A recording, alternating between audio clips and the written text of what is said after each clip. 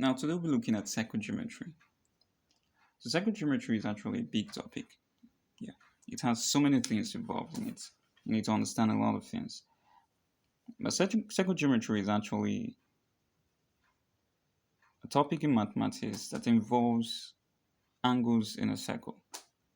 So you'll be solving circles that has angles in them, or inscribed angles or triangles in them. For example, you could see a circle with something like this. Or you could see a circle with something like this. Possibly. So these are very rough sketches, but you could also see something like this. It could be even a quadrilateral. Okay. So basically, all you see in the topic circle geometry has to do with inscribed angles and more. But there are properties of a circle we need to understand for us to be able to solve problems in circle geometry and to find the angles involved in circle geometry.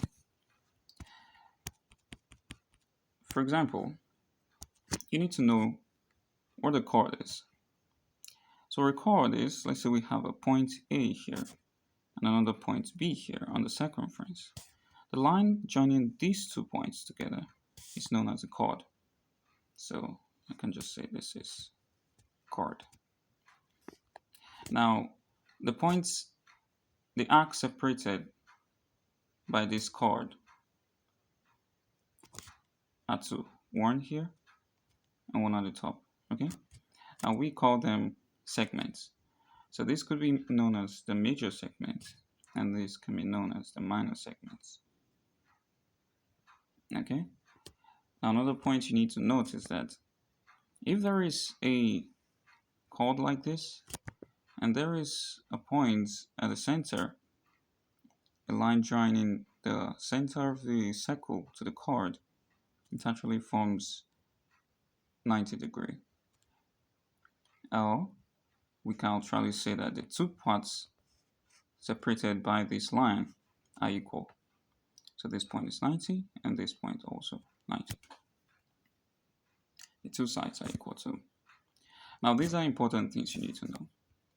Another thing you need to know, because we're going to be using that a lot, is what we call subtends. Now you could hear that in a circle, an angle is subtended at a point. What does that mean?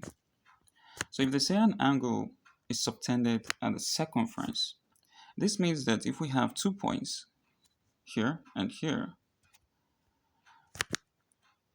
the line joining the 2 points together, forming an angle at the circumference, is the angle subtended at the circumference.